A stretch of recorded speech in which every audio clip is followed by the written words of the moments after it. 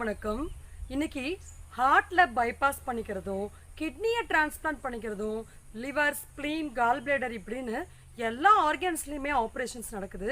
ஆனால் நுரையீரல் பொறுத்த வரைக்கும் நம் வாழ்நாளில் முக்கால் பங்கு அந்த நுரையீரல் நமக்கு எந்த தொந்தரவும் கொடுக்காம வேலை செஞ்சுட்டே இருக்கும்.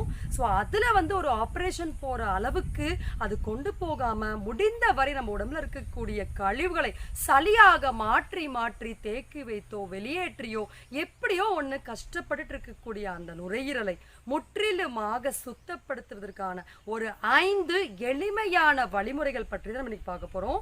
ஸோ நம்ம நுரையீரலை சுத்தப்படுத்திட்டா போதும், நம் உடம்பில் இருக்கக்கூடிய எல்லா உறுப்புகளுக்கும் போதுமான ஆக்சிஜன் சப்ளை கிடைக்கும். அப்போ உடம்புடைய நோய் எதிர்ப்பு ஆற்றலையும் நம்மளால் அதிகப்படுத்த முடியும்.